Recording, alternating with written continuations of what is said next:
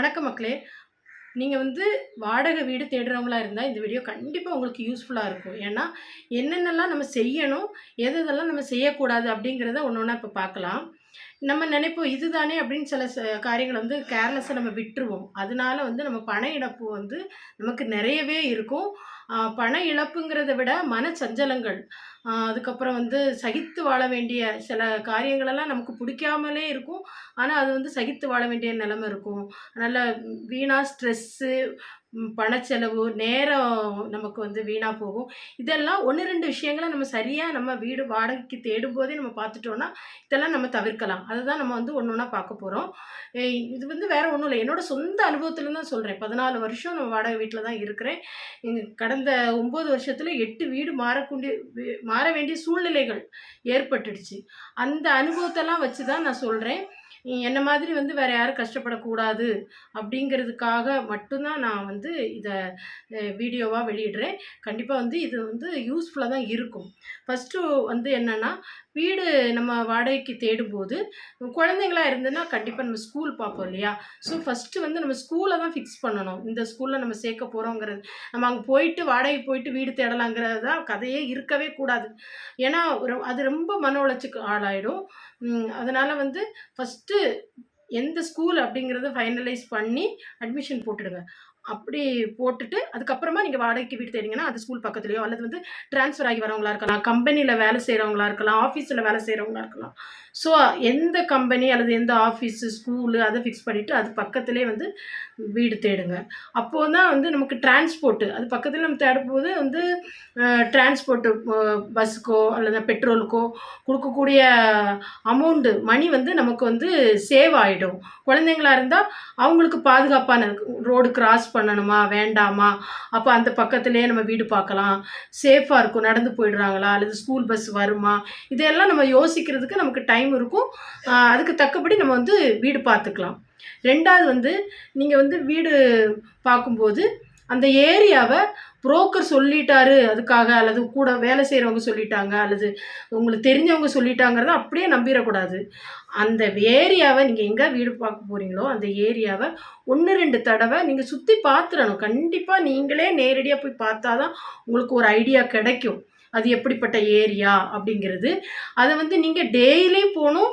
வீடு ஒரு வேள நீங்க கன்ஃபார்ம் பண்ண போறீங்கன்னா, நைட்லயும் போய் அந்த ஏரியாவ பார்க்கணும். நைட்லயும் போய் போனா தான் நெறைய விஷயங்கள் நமக்கு தெரியும். அதுக்கு ஒரு வேள அந்த ஏரியாவுல நமக்கு யாருமே தெரியாதவங்களா இருந்தா கூட, ஒரு டீ வாங்கி குடிச்சு அந்த டீ கடையிலயோ, ஒரு பழக்கடையிலயோ, ஒரு காய்கறி கடையிலயோ, அவங்க கிட்ட சும்மா பழக்கம் குடுத்து கேட்டாலே, கண்டிப்பா விஷயத்த சொல்லுவாங்க.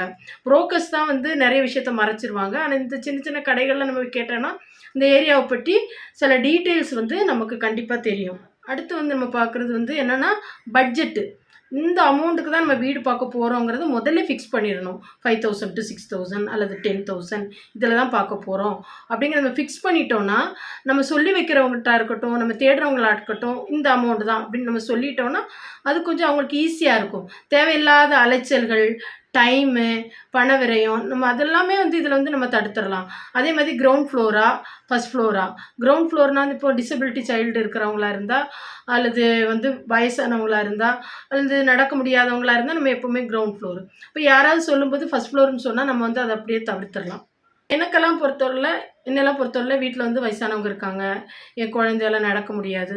ஸோ நான் ஃபர்ஸ்ட்டே கிரவுண்ட் ஃப்ளோர்ன்னு சொல்லிடுவேன். யார் அப்ப இல்ல. ஸோ நம்ம அத டக்கு டக்குன்னு நம்ம போயிட்டே இருக்கலாம் அடுத்த வேலைக்கு. இத அப்படியே தவிர்த்துறலாம். அதே மாதிரி வீடு பார்க்க போம்போது நம்ம சிங்கிள் ஹவுஸ் பார்க்குறோமா? அப்பார்ட்மெண்ட் பார்க்குறோமா? இல்ல 2, 3 வீடு இருந்தாலும் பரவாயில்லையா? இதெல்லாம் கிளியர் கட்டா நம்ம யோசித்து வச்சிருக்கணும்.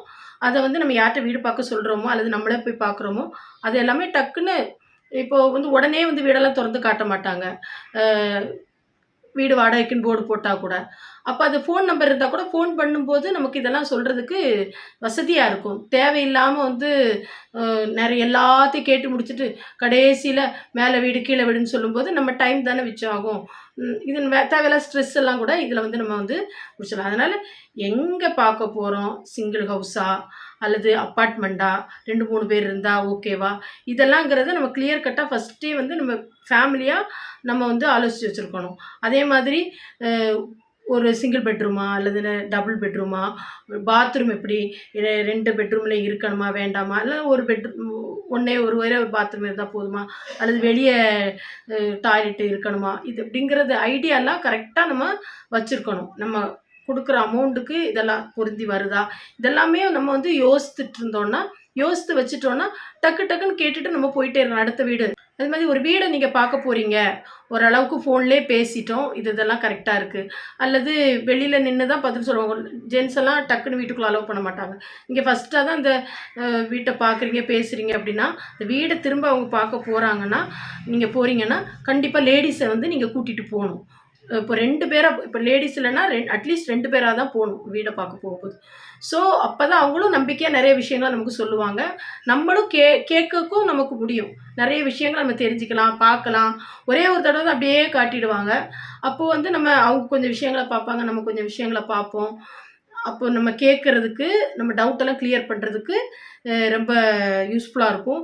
ஓனர்ஸும் மனுஷங்க தானே! அப்ப அவங்களும் வந்து எல்லாத்தையும் வந்து எல்லார்ட்டயும் சொல்லிட்டு இருக்க மாட்டாங்க.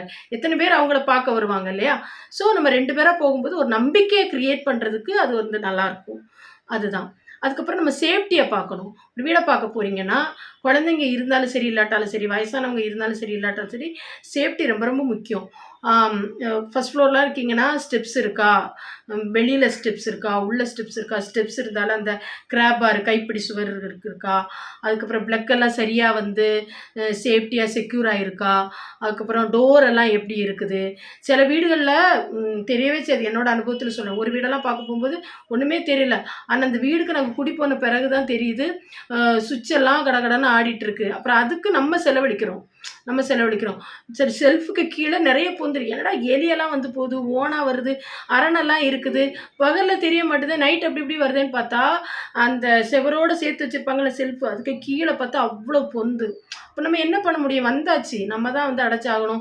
ஒரே மாசத்துல இன்னொரு வீட்ட காலி பண்ணி போனா, அந்த டிரான்ஸ்போர்ட் செலவெல்லாம் நம்மளோடது தான். அது யாரும் தரமாட்டாங்க நமக்கு. ஒவ்வொரு தடவையும் வீடு மாத்துறது எவ்ளோ கஷ்டம். அப்ப அந்த கஷ்டம்லாம் நம்ம டக்கு டக்குன்னு மாத்திட்டு போயிட்டே இருக்க முடியாது. ஸோ பார்க்கும்போதே கொஞ்சம் ஓரளவுக்கு நம்மளால முடிஞ்ச அளவு. நம்ம அத கிளியரா பார்த்துட்டோம்னா, இந்த செலவுகளெல்லாம் வந்து நம்ம தவிர்க்கலாம். அதுக்காக அப்புறம் வீடு பார்க்க போம்போது முக்கியமா கிச்சன பார்க்கணும். ஏன்னா லேடீஸ் வந்து கிச்சன்ல அவ்ளோ நேரம் ஸ்பெண்ட் பண்றாங்க. ஸோ கிச்சன்ல ஜன்னல் இருக்கா? அந்த ஜன்னல்லாம் சரியா பூட்டி இருக்கா? வலைகள் இருக்கா? வலை வச்சு நெட்டு போட்டுருக்காங்களா? அல்லது வென்டிலேஷன் சரியா இருக்கா? அதுக்கப்புறம் பைப்ப திறந்து பாருங்க முடிஞ்சா. தண்ணி வருதா? ட்ரெயினேஜ் வந்து நம்ம வந்து முதல்லே செக் பண்ண முடியாது. அட்லீஸ்ட் அவட இந்த ட்ரெயின் எல்லாம் எங்க போகுதுன்னாலும் கேட்டுக்கணும். ஏன்னா ஒரு வீட்ல நாங்க போயிட்டு ரொம்ப கஷ்டப்பட்டோம். கிச்சன்ல சிங்க் இருக்குல்ல, அதில கழுகுனா அந்த சிங்க்லேருந்து வெளிய அவுட்லெட்ல தண்ணி போகவே போகாது. அப்புறம் என்ன பண்ண முடியும்? அந்த வீட்ல வந்து மேக்ஸிமம் நாங்க 1 இயர் 3 மந்த்ஸ் கிட்ட இருந்தோம். அப்போ பாத்திரம் கழுகி அந்த தண்ணிய வெளிய தான் எடுத்து எடுத்து ஊத்திட்டு இருந்தது. எவ்ளோ கஷ்டமா இருக்கும். வெளியயும் பாத்திரம் போட்டு கழுகுற அளவுக்கு அந்த வீட்ல வசதி கிடையாது. அப்படி இருந்துச்சுன்னா வெளியாவது நம்ம போட்டு கழுகலாம். ஸோ அந்த மாதிரி இதெல்லாம் வந்து நம்ம பார்க்குறது ரொம்ப ரொம்ப லேடீஸ் வந்து அப்புறம் வந்து கிச்சனுக்குள்ள போகும்போதெல்லாம் திட்டிக்கிட்டே தான் இருப்பாங்க. "பார்த்து வாங்க சொன்னேன், பார்த்து வாங்க." அது வந்து நமக்கு வீணான ஸ்ட்ரெஸ் இல்ல. ஒரு பாத்திரம் எடுத்தோமா, கழுகுனோமான்னு இருக்கணும். ஸோ அத வந்து ரொம்ப ரொம்ப நம்ம பார்க்கணும். அதே மாதிரி வீட பார்க்க போம்போது அந்த தண்ணி எப்படி இருக்குங்கிறத எப்படி அவங்களுக்கு நம்ம குடிக்க தண்ணி தருவாங்க, அல்லது கேட்டு வாங்கி குடிங்க, அல்லது இந்த தண்ணி குடிக்கலாமா? சாப்பாடு சமைக்கலாமா? எப்படி அத உப்பு தன்மைய வந்து நீங்க செக் பண்ணிக்கோங்க.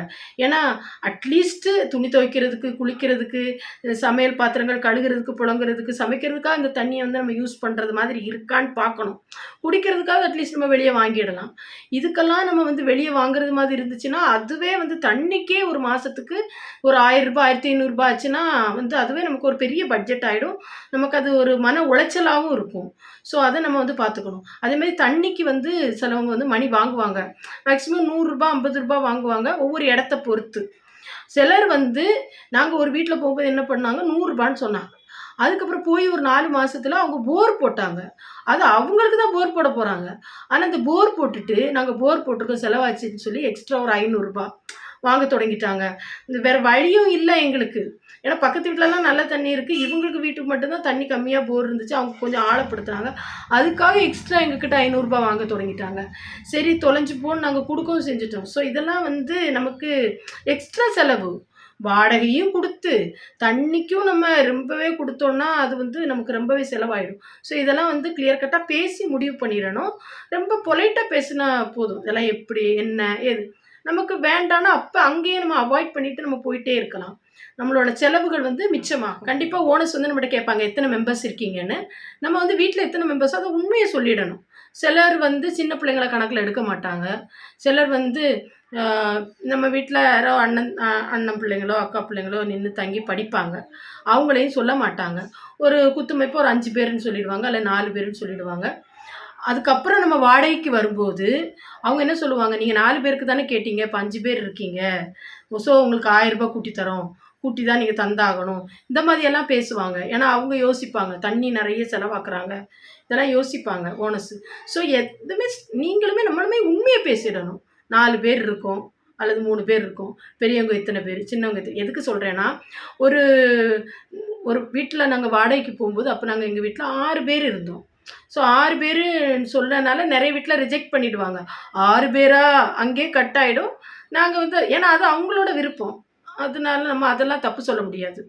அவங்க வீடு, அவங்க அத வந்து பேணி பாதுகாப்பாங்க இல்லையா? அதனால அதெல்லாம் நான் தப்பு சொல்லல. 6 பேர் தரமாட்டாங்க. சிலர் வந்து ஓகே அப்படிங்கிற மாதிரி இருந்துச்சுன்னா நம்ம குடுத்துருவாங்க. அப்போ நாங்க 6 பேர் இருந்தோம். அதுக்கப்புறம் வந்து எங்க அண்ணன் பையன் வந்து கொஞ்ச நாள் வேலைக்காக எங்க வீட்ல தங்கியிருந்தான். அந்த அம்மா என்ன பண்ணாங்க ஓனரு, 6 பேருன்னு தானே சொன்னீங்க இந்த அமௌண்ட். இப்போ ஒரு ஆள் வந்ததுனால அவங்களுக்காக ரூ. 1000 சேர்த்துக்கிட்டாங்க. வேற வழி இல்ல நாங்களும் குடுத்தோம். ஆனா இதுல என்னன்னா, அவன் எங்க வீட்ல இருந்ததே 4 மாசம் தான். அதுக்கப்புறமா அந்த வீட்ல இருக்குது வரைக்கும் அந்த அமௌண்ட் சேர்த்து தான் நாங்க குடுத்துட்டுருந்தோம். ஸோ நம்ம அதனால அந்த மெம்பர்ஸ் இத வந்து கரெக்ட்டா சொல்லிடணும். சிலர் என்ன பண்ணுவாங்க, ஒரு அமௌண்ட் சொல்லிட்டு கரெக்ட்டா 1 வருஷம் ஆன உடனே, 1 வருஷம் ஆயிட்டு ஜனவரில வந்து நாங்க வந்து அமௌண்ட் கூட்டுவோம். வாடகை அமௌண்ட் கூட்டுவோம். ரூ. 500 கூட்டுவோம், ரூ. 1000 கூட்டுவோம்ன்னு சொல்லுவாங்க. ஸோ அதெல்லாம் நம்ம தெரிஞ்சு கேட்டுக்கிறது நல்லது. அப்போ சிலர் என்ன பண்ணுவாங்க, போய் 6 மாசத்திலே ஜனவரி வந்துரும். ஜனவரி கூட்டுவோம்ன்னு சொல்லுவாங்க. ஸோ 1 வருஷம் கழிஞ்சா ஜனவரில கூட்டுவீங்களா? இல்ல இதே அமௌண்ட் எல்லாமே நம்ம வந்து தெரிஞ்சுக்கிறது நல்லது. ஏன்னா ஓனர்ஸ் ஒவ்வொருத்தரும் ஒவ்வொரு மாதிரி இருப்பாங்க. ஏன்னா அவங்க வந்து வாடகையில தான் பணம் வசூல் பண்ணணுங்கிறதே அவங்க குறிக்கோளா இருக்கும். லோன் போட்டு வீடு கட்டியிருப்பாங்க. ஏதோ ஒண்ணு கட்டியிருப்பாங்க. அத நம்ம மண்டையில ஏத்த முடியாது இல்லையா? அதனால நம்ம இதுக்கு எல்லாமே ப்ரிப்பேர் ஆகி கரெக்ட்டா நம்ம கேட்டு தெரிஞ்சுக்கிறணும். ஏன்னா ஓனர்ஸ்ட்ட ஸ்மூத்தா நம்ம போணும். அவங்க வீட்ல இருக்கோம். அவங்கள மொறச்சுக்கிட்டு, அவங்கட்ட கோவப்பட்டுட்டு இருந்துச்சுன்னா, நல்லா இருக்காது. சமாதானமா போறது தான் எப்பவுமே நல்லது. அதே நேரம் பணத்தையும் நம்ம விரயம் பண்றது நமக்கும் நல்லது கிடையாது. அடுத்து வந்து அ வீடு கன்ஃபார்ம் ஆயிட்டு நம்ம போறோம் அப்படின்னு நீங்க நெனச்சீங்கன்னா, யார் ஓனருங்கிறத கன்ஃபார்ம் பண்ணிடுங்க. சிலர் வந்து வீட வந்து இப்போ ஓனர்ஸ் இருக்க வீட்லயே கீழ் போர்ஷனோ அல்லது ஒரு போர்ஷன்ல அவங்க இருப்பாங்க. அடுத்த போர்ஷன்ல வந்து நம்ம வாடகைக்கு போறது மாரி இருக்கும். அல்லது மேல அவங்க இருப்பாங்க, கீழ இருப்பாங்க. ஏதோ ஒண்ணு. அப்படி இருந்தோம்னா, இவங்க தான் ஓனருங்கிறது நமக்கு ஓரளவுக்கு தெரிஞ்சிரும். அதே நேரம் சிங்கிள் வீடாவோ அல்லது அப்பார்ட்மெண்ட்டாவோ இருந்தா யார் ஓனருங்கிறத கரெக்ட்டா கன்ஃபார்ம் பண்ணிடணும். ஏன்னா பக்கத்து வீட்டுக்குள்ளேருந்து கீ வாங்கி ஓப்பன் பண்ணி காட்டுவாங்க. அல்லது புரோக்கர்ஸ் வந்து ஓப்பன் பண்ணி காட்டுவாங்க. ஸோ யார் ஓனரு அப்படிங்கிறது தெரிஞ்சுக்கிட்டு, அவங்க நம்பர வாங்கி, அவங்க கிட்ட டைரக்ட்டா நம்ம பேசுறது நல்லது. ஏன்னா வாடகை பணம் நம்ம குடுக்குறது வந்து அவங்க கிட்ட போணும் இல்லையா? புரோக்கர்ஸ்ட்ட போகாம இருக்கும்.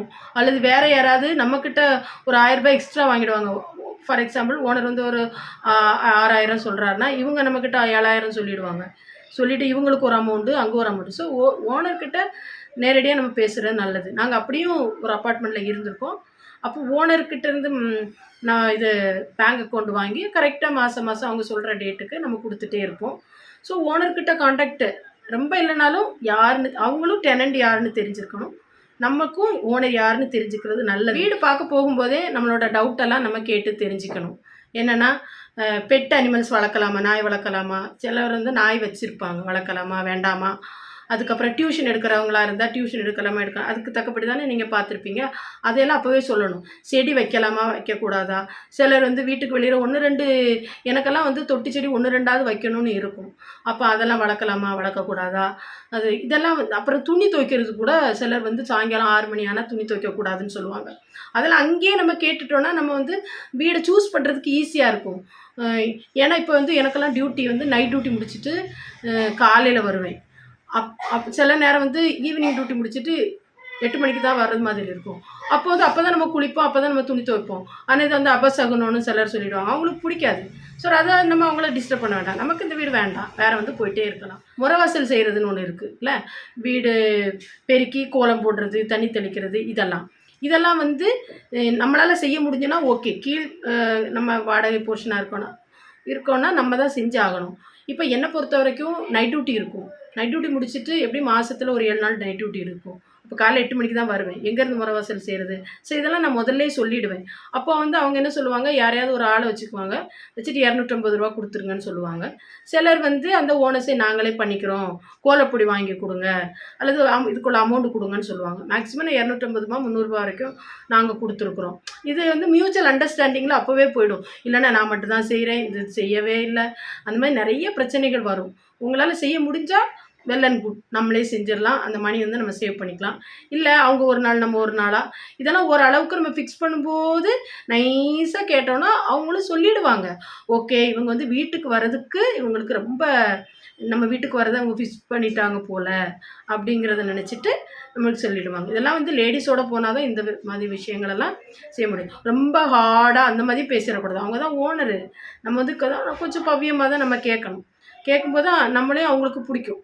ஸோ நம்ம வந்து நம்மளும் ரொம்ப வீராப்பா நான் பணம் கொடுக்குறேன், அதனால் வந்து நான் ஒன்றும் உங்களுக்கு இப்படி கிடையாது அப்படி கிடையாது அந்த மாதிரி இருக்கக்கூடாது. அவங்களும் மனுஷங்க தானே. ஸோ வந்து இதெல்லாம் நம்ம கேட்டால் அவங்க கண்டிப்பாக நமக்கு இதெல்லாம் சொல்லுவாங்க. கண்டிப்பாக இதெல்லாம் செய்ய வேண்டிய விஷயங்கள். அதே மாதிரி கேட்டு கீ, பொதுவான கேட்டு கீயாக இருக்கும். 3 குடும்பங்கள் இருக்கும், அல்லது 2 பேர் இருப்பாங்க. ஸோ அந்த கேட்டு கீ யார்கிட்ட இருக்கும்? ஒரு கீயை நம்மகிட்ட கொடுத்தா நம்ம எப்போ வேணால் வரலாம், எப்போ வேணால் க்ளோஸ் பண்ணலாம். அந்த மாதிரி நிறைய விஷயங்கள் இருக்குது. சின்ன சின்ன விஷயங்கள் தான் இதெல்லாம். மனச்சஞ்சலத்தை வந்து டிப்ரெஷன், மனச்சஞ்சலம், கோபம், மியூச்சுவல் அண்டர்ஸ்டாண்டிங், இந்த மாதிரி பிரச்சனைகள் வராமல் இருக்கிறதுக்குள்ள வழிகள். அப்புறம் பார்க்கிங் வசதி இருக்கான்னு பார்க்கணும். வண்டி 2 வீலராக இருந்தால் வெளியே விட்டால் கூட பரவாயில்ல.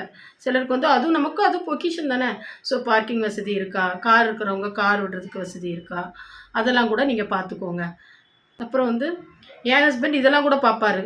தெருநாய் ரொம்ப இருக்கா, இல்லை தெருநாய் வந்து கடிச்சிட்டுனா என்ன பண்ணுறது, அப்புறம் வந்து கொசு தொல்லை எப்படி இருக்குது, அப்புறம் வந்து திருட்டு ஏரியா வந்து எப்படி திருட்டு போகிற ஏரியாவா, அடிக்கடி திருட்டு போகுமா, ஏதாவது கம்பெனி இருக்கா, டாஸ்மாக் பக்கத்தில் இருக்கா, அப்புறம் ரவுடிசம் பண்ணுற ஏரியாவாக இருக்கா, அப்புறம் ஈவினிங் வந்து எல்லா இடத்துலையும் கரண்ட் இருக்கா, அதாவது வெளிச்சம், தெரு லைட் வசதிகளெல்லாம் சரியாக இருக்கா, பக்கத்து நெய்பர்ஸ் எல்லாம் எப்படி, அதெல்லாம் நம்ம வந்து போயிட்டு இருக்க முடியாது. ஓரளவுக்கு பக்கத்தில் காய்கறி கடை இருக்கா, மளிகை கடை இருக்கா, எல்லாம் ரீச்சபிள் இருக்கா, ஜென்ஸ் வீட்டில் இல்லாட்டா கூட லேடிஸ் போய் வாங்குகிற அளவுக்கு இருக்கா, பொம்பளை பிள்ளைங்க ஸ்கூல் விட்டு வரும்போது எந்த பிரச்சனை இல்லாமல் வரக்கூடிய வசதியாக இருக்கா, பஸ் வசதி இருக்கா, இந்த இடம் வந்து மெயின் ரோடுக்கு எவ்வளோ தூரத்தில் இருக்குது, ஹாஸ்பிட்டல் எவ்வளோ தூரத்தில் இருக்குது, ரயில்வே ஸ்டேஷன் எவ்வளோ தூரத்தில் இருக்குது, அந்த மாதிரியெல்லாம் ஓரளவு தெரிஞ்சு வச்சுருக்கிறது நல்லது, எப்போவுமே நல்லது. மழை வந்தால் தண்ணி தேங்குகிற ஏரியாவாக இருக்கா, ட்ரைனேஜி, அதாவது வெளியில் ட்ரைனேஜி தனியாக கரெக்டாக இருக்கா, அப்புறம் வந்து குப்பையெல்லாம் எங்கே போடுவது, கார்ப்பரேஷன் வண்டி வந்து எடுக்குமா, இல்லை நம்ம தான் கொண்டு போகிறது மாதிரி இருக்கா, பக்கத்திலே இருக்கா, இதெல்லாம் கண்டிப்பாக தெரிஞ்சிருக்கணும். சின்ன சின்ன விஷயங்கள் தான் கண்டிப்பாக நம்ம தெரிஞ்சிருக்கணும். அப்புறம் ஒன்ஸ் வந்து வீட்டுக்கு போயிட்டோம், நம்ம வாடகை இந்த வீடு தானே ஃபிக்ஸ் பண்ணி நம்ம வீட்டுக்கு போயிட்டோன்னு வச்சுக்கோங்க. வீட்டுக்கு போனோன்னா நம்ம செய்ய வேண்டிய வேலை, இது வந்து ரொம்ப ரொம்ப இம்பார்ட்டண்ட்டு. நம்ம செய்ய வேண்டிய வேலை என்னென்னா, மெயின் பாக்ஸ் இருக்குல்ல, கரண்ட்டு மெயின் பாக்ஸில் ரீடிங்கை டேட்டு டைமோடு நம்ம நோட் பண்ணணும். முடிஞ்சால் ஃபோட்டோ எடுக்கணும். ஓனர் இருந்தால் கூட்டிகிட்டு போய் காட்டிடணும். எதுக்கு நான் இதை சொல்ல வரேன்னா, ஒரு வீட்டில் அப்படி தான். நாங்கள் ஃபஸ்ட்டு நம்ம போய் ஒரு 2 மந்த்ஸ் இல்லை 1.5 மந்த்ஸில் அந்த பில் கட்டுற மாதிரி வரும் இல்லையா, போய் பார்த்தா எங்களுக்கு வந்து எப்போவுமே ஆக்சுவலாக வந்து 1000க்குள்ளே தான் இருக்கும். ஆனால் 8500க்கு மேலே வந்து எங்களுக்கு பே பண்ணுறது மாதிரி வந்துடுச்சு. நாங்கள் இவ்வளவு ஆகவே ஆகாதுன்னு அடித்து பேசினா கூட நம்ம ஈபி காரண்ட்டை நம்ம பேச முடியாது இல்லையா, அப்படி. அப்புறம் ஓனர்கிட்ட சொன்னால் ஓனரும் நம்பலை. அப்புறம் என் ஹஸ்பண்டு ஏற்கனவே இருந்த வீட்டில் வந்து நாங்கள் ஒரு 2 வருஷமாக இருந்திருந்தோம். அந்த வீட்டோட மந்த்லி பில்லை கரெக்டாக வச்சுருந்தாரு. அதெல்லாம் காட்டி எவிடன்ஸோடு காட்டினார். இந்த மாதிரி தான் இவ்வளோ தான் வரும். ஏன்னா எங்களுக்கு ஏசி கிடையாது, நிறைய எலக்ட்ரானிக் திங்ஸ் நாங்கள் யூஸ் பண்ணல. இவ்வளோ தான், இத்தனை பல்பு இத்தனை ஃபேனு தான் இருந்துச்சுன்னா இவ்வளோ தான் வரும் அப்படிலாம் எக்ஸ்பிளைன் பண்ண பிறகு அதுக்கப்புறம் ஓனர் அலசி ஆராய்ஞ்சு என்னென்னா, எங்களுக்கு முன்னாடி வாடகைக்கு இருந்தாங்கல்ல ஒரு டெனண்ட்டு, அவங்க கடைசி போகும்போது கரண்ட் பில்லு கட்டவே இல்லை. ஸோ அவங்க ஏசிலாம் வச்சுருந்துருக்காங்க. அவங்க கட்டவே இல்ல. அது ஒரு அமௌண்ட்டு. அதுக்கப்புறம் 1 இயரா கிட்ட அந்த வீடு சும்மாவே இருந்திருக்கு. ஸோ மினிமம் சார்ஜ் வர வேண்டிய இடத்துல, அந்த கட்டாம இருந்த அந்த பில் அமௌண்ட்டு, இந்த மினிமம் சார்ஜ் அப்போ வராதுல்ல, அந்த அமௌண்ட் ஏத்தி ஏத்தி தானே வரும். அப்படியெல்லாம் 1 இயர்லாம் சேர்த்து ஒரு 8,500 எவ்வளவோ வந்துச்சு. அது ரொம்ப எங்களுக்கு ஷாக்கிங்கா இருந்தது. இவரு எங்கள தான் கட்ட சொல்றாரு. அவங்களும் அதுதான் சொல்றாங்க. ஸோ ரொம்ப ஷாக்கிங்கா இருந்தது. அதுக்கப்புறம் இதெல்லாம் சொல்லி அது விளக்கம்லாம் குடுத்ததுக்கப்புறம், அதுக்கப்புறம் ஓனர் வந்து ஒத்துக்கிட்டாரு. ஒத்துட்டு அவரு மீதி அமௌண்ட் அவரு போட்டாரு. அப்ப கூட நாங்க 500, 600 எக்ஸ்ட்ரா தான் குடுத்தோம். குடுத்து வந்து அத செட்டில் பண்ணோம். ஸோ இதெல்லாம் வந்து தேவையில்லாத மன உளைச்சல் எவ்ளோ கஷ்டமா இருக்கும்ல. நம்ம வாடகை அமௌண்ட்ட விட அந்த கரண்ட் அமௌண்ட் வந்து அப்ப எங்களுக்கு கூடுதலா வந்துச்சு. ஸோ இதெல்லாம் வந்து நீங்க பார்த்துக்கணும். அப்புறம் வந்து மெயினா வந்து ஓனர்ஸ் வந்து என்ன பண்ணுவாங்க, நமக்கு தனி மெயின் பாக்ஸ் இருக்கா? இல்லது ஓனரோட மெயின் பாக்ஸோட சேர்ந்து இருக்கா? அதெல்லாம் வந்து டீட்டெயிலா பார்த்துக்கணும். நம்மளோட தனி அமௌண்ட்னா அந்த ஈபி புக்க கூட நம்மட்ட வாங்கி வச்சிருக்கிறது நல்லது. சில ஓனர் என்ன பண்ணுவாங்க, இல்ல நாங்க தான் வாங்கி கேட்டோம். சென்னையிலலாம் நடக்கிற விஷயம். வாங்கி கேட்டுவோம்பாங்க. ஆக்சுவல் யூனிட்டுக்கு ஒரு ரூ. 2 ரூ. 3 இருந்ததுன்னா, இவங்க அதுக்கு ரூ. 1 அதிகமா கேட்டு வாங்கிடுவாங்க. வாங்கிட்டு நமக்கு அவங்ககிட்ட தான் நம்ம குடுக்க வேண்டியது இருக்கும். ஸோ, நமக்கு வந்து எக்ஸ்ட்ரா ஆக்சுவல் அமௌண்ட் வரத விட ரூ. 500 ரூ. 600 அப்புறம் கூடுதலா இவங்களுக்கு குடுக்கணும். இவங்க போய் கட்டிடுவாங்க. பில் புக்கே நம்மட்ட காட்ட மாட்டாங்க. ஸோ, அதெல்லாம் வந்து ஃபர்ஸ்ட்டு நமக்கு புடிக்கலன்னா போய் உட்காந்து சண்டை போடுறதுக்கு பதிலா, முதல்லயே கேட்டுட்டு அதெல்லாமே அவாய்ட் பண்றது ரொம்ப ரொம்ப நல்லது. இது நம்ம செய்ய வேண்டிய விஷயம். அட்வான்ஸ் மணி குடுப்போம் இல்லையா? அட்வான்ஸ் மணி குடுக்கும்போது, அவங்களே சொல்லுவாங்க. வாடகைக்கு நீங்க வந்து காலி பண்ணும்போது 1 மாசத்துக்கு முன்னாடி சொல்லணும், 3 மாசத்துக்கு முன்னாடி சொல்லணும்னு சொல்லுவாங்க. 3 மாசத்துக்கு முன்னாடியெல்லாம் நம்ம ரொம்ப பிளான் பண்ணி நம்ம சொல்ல முடியாது. திடீர்னு ட்ரான்ஸ்ஃபர் இருக்கும். திடீர்னு வந்து நம்ம போறது மாதிரி இருக்கும். ஸோ, நம்ம வந்து அந்த அட்வான்ஸ் மணிய வந்து சிலர் வந்து என்ன பண்ணுவாங்க, 1 மந்த் நம்ம வாடகை அமௌண்ட்லேயே கழிச்சிடுவாங்க. சிலர் என்ன சொல்லுவாங்க, நீங்க போகும்போது வீடு வந்து பெயிண்ட் பண்ணி குடுத்துட்டு போணும்னு சொல்லுவாங்க. ஆ அப்படின்னு சொல்லுவாங்க. ஸோ இதெல்லாமே வந்து நம்ம கேட்டு வச்சுக்கணும். சின்ன குழந்தைங்களா இருந்தா வீடெல்லாம் கிறுக்குவாங்க. வீடெல்லாம் எழுதுவாங்க. அதெல்லாம் குழந்தைங்கள நமக்காக கிறுக்காத, வாடகைக்கு இருக்குன்னு நம்ம சொல்ல முடியாது. நம்ம வந்து அப்ப என்ன பண்ணணும்னா, வாடகை பெயிண்ட் பண்ணி தரோம்னு சொல்லுவாங்க. அல்லது நம்ம குடுத்த அட்வான்ஸ் மணில கழிச்சுக்கோன்னு சொல்லுவாங்க. பெயிண்ட் பண்ணி குடுக்குறதெல்லாம் ரொம்ப எல்லாராலயும் முடியாத காரியம். ஸோ நம்ம வந்து பிள்ளைங்கள எழுத, கிறுக்கெல்லாம் விட்டுற வேண்டியதுதான். நம்ம அட்வான்ஸ் மணில அத கழிச்சுக்கோங்கன்னு சொல்ல வேண்டியதுதான். அது அவங்கவங்களோட விருப்பத்த பொறுத்து. நாங்க அந்த மாரி செஞ்சிருக்கோம். அதனால வந்து நான் சொல்றேன். வாடகைக்கு வீட்டுக்கு போன உடனே செய்ய வேண்டிய இன்னொரு விஷயம் என்னன்னா, அந்த வீட்ல எத்தன ஸ்விட்ச் பாக்ஸ் இருக்கு, எத்தன பிளக் பாயிண்ட் இருக்கு, எத்தன பல்ப் அவங்க போட்டிருக்காங்க, எத்தன டியூப் லைட் அவங்க போட்டிருக்காங்க, அதெல்லாம் கவுண்ட் பண்ணி எழுதி நோட் பண்ணி வச்சுக்கோங்க. ஃபர்ஸ்ட்டு நாங்க அத செய்ய மாட்டோம். ஆனா ஒரு வீட்ல என்ன ஆச்சு, எங்களுக்கு முன்னால இருந்த வாடகைக்கு இருந்தாங்களா, அவங்க ஒரு சிங்கையே தூக்கிட்டு போயிருக்காங்க. எங்களுக்கு அது தெரியாது இல்லையா? அப்புறம் வந்து அவங்க வந்து அட்வான்ஸ் மணி கேட்கிறப்போ ஒரு சிங்க காணோம். இந்த சிங்க வந்து எங்க மணியில கழிக்கிறதுக்கு நின்னாங்க. அப்போ வந்து நாங்க எவ்வளவோ சொன்னோம். இந்த சிங்கம் வந்து இந்த மாதிரி அந்த பிரச்சனைலாம் வரும். ஸோ அப்படிப்பட்ட ஓனர்ஸ் எல்லாம் இருக்கிறாங்க. ஸோ நம்ம சேஃப்டிக்கு எத்தனை ப்ளக் பாயிண்ட்டு, எத்தனை ஸ்விட்ச் போர்டு இருக்கு, எத்தனை லைட் அவங்க போட்டிருக்காங்க, எத்தனை டியூப் லைட் அவங்க போட்டிருக்காங்க, ஃபேன் அவங்களோடது இருந்துச்சுன்னா அது. நம்ம போட்டத நம்ம அடுத்து கணக்கு வச்சுக்கலாம். இதெல்லாம் கணக்கு வச்சிருந்தா ஒரு ஸ்மூத்தா அந்த வீட்ட விட்டு நம்ம வரும்போது வர்றதுக்கு ரொம்ப நல்லதா இருக்கும். அதே மாதிரி ஓனர்ஸும் மனுஷங்க தானே! திடீர்னு யாரையோ தெரியாதவங்கள வீட்டுக்கு வைக்கிறாங்க. அப்போ அவங்களுக்கும் நம்ம மேல நம்பிக்கை வரணும்ல. அவங்களுக்கும் நம்ம மேல நம்பிக்கை வர்றது மாதிரி தான் நம்மளோட ஆக்டிவிட்டீஸ் இருக்கணும். நம்ம போய் கேட்கும்போது, எடுத்து இது என்ன இப்படி இருக்கு? அப்படியெல்லாம் இருக்கக்கூடாது. நான் சொல்றது புரியும்னு நெனைக்கிறேன். 10, 12 வீடுக்கு மேலேயே அப்படியே ரொட்டேட் ஆகி மாறி, மாறி, மாறி இருந்ததுனால தான் இதெல்லாம் நான் பேசுறேன். என்ன இருந்தாலும் அவங்க ஓனர் தான். நம்ம வந்து வாடகைக்கு தான் இருக்க போறோம். என்னைக்கு நம்ம இப்படி இருக்க போறதும் கிடையாது. கண்டிப்பா நம்மளும் ஒரு வீட்டுக்கு போவோம் அப்படிங்கிற நம்பிக்கை இருக்கு. எல்லாருக்குமே சொந்த வீடு குடுக்க கடவுள் தரட்டுங்கிறது தான் என்னோட விருப்பமும். நானும் சொந்த வீட்டுக்கு போகணுங்கிறது தான் என்னோட ஆசையும். ஸோ அவங்க வீட்டையும் அதாவது நம்ம எந்த வீட்ல வாடகைக்கு இருந்தாலும் அந்த வீட நம்ம சொந்த வீடு போல நம்மளும் பார்க்கணும். நம்மளும் சுத்தமா வச்சிருக்கணும். ஆணி அவங்க அடிக்கக்கூடாதுன்னு சொல்லுவாங்க. சரி நெறைய வீட்ல ஆணிகள் அடிக்கக்கூடாதுன்னு சொல்லுவாங்க. ஏன்னா வரவங்க போறவங்கலாம் ஆணி அடிச்சா அவங்களுக்கும் கஷ்டம் தானே! ஸோ அதுக்கேத்த மாதிரி நம்மளும் பார்த்துக்கணும். அது அவங்க எல்லாரும் விருப்பப்பட மாட்டாங்கல்ல. அதுக்கேத்த மாதிரி நம்மளும் அந்த ஓனர்ஸோட வீட்ட சுத்தமா வச்சுக்கணும். வெளியயும் சுத்தமா வச்சுக்கணும். இது வந்து வாடகை வீடு தானே சும்மா குப்பைகள போடுறது, கண்ட கண்ட இடத்துல எல்லாத்தையும் போடுறது, அதெல்லாம் இருக்கக்கூடாது. நம்ம வீட்ட விட என்ன சொல்லப்போனா நம்ம வீட்ட விட வாடகை இருக்கிற வீட சுத்தமா வச்சிருக்கணும். இப்பவும் நான் இருக்கிறது வாடகை வீடு தான். அதனால தான் நானும் சொல்றேன். இவ்வளோ நேரம் சொன்ன எல்லாமே கண்டிப்பாக யூஸ்ஃபுல்லாக இருந்திருக்கும் அப்படின்னு நான் நினைக்கிறேன். இன்னும் நிறைய விஷயங்கள் ஒருவேளை இருக்கும். யாராவது நான் ஏதாவது விஷயங்கள விட்டு போயிருந்தாலோ, இன்னும் ஏதாவது விஷயங்கள் உங்களுக்கு அனுபவத்தில் இருந்தாலோ கண்டிப்பாக கமெண்டில் போடுங்க. இந்த வீடியோ பார்க்குறவங்களுக்கு அது யூஸ்ஃபுல்லாக இருக்கும். எனக்குமே அது யூஸ்ஃபுல்லாக இருக்கும். ஓகே. நம்பிக்கையோட வீடு தேடுங்க. எல்லாருக்கும் நல்ல வீடு அமையட்டும், நல்ல ஓனர் அமையட்டும். நீங்களும் ஓனருக்கும் உள்ள ரிலேஷன்ஷிப் நல்ல விதமாக இருக்கட்டும். அப்புறம் எல்லாருமே சொந்த வீட்டுக்கு போகட்டும் அப்படிங்கிற பிளெஸ்ஸிங்கோட இந்த வீடியோவை முடிக்கிறேன். இந்த வீடியோவை உங்களுக்கு யூஸ்ஃபுல்லாக இருந்துச்சுன்னா கண்டிப்பாக வீடு தேடுற உங்கள் ஃப்ரெண்ட்ஸ்க்கு, ஃபேமிலி மெம்பர்ஸ்க்கு கண்டிப்பாக அனுப்புங்க. ஒருவேளை நீங்கள் வீடு தேடாதவங்களா இருந்தால் கூட கண்டிப்பாக உங்கள் வெல் விஷஸுக்கு இதை அனுப்புங்க. இது யூஸ்ஃபுல்லாக இருக்கட்டும். இது வேறு எந்த நோக்கத்தோடையும் நான் வந்து இதை போஸ்ட் பண்ணல. இது யூஸ்ஃபுல்லாக இருக்கட்டும் அப்படிங்கிற ஒரு ஆசையோடு தான் இதை நான் போட்டிருக்கேன்.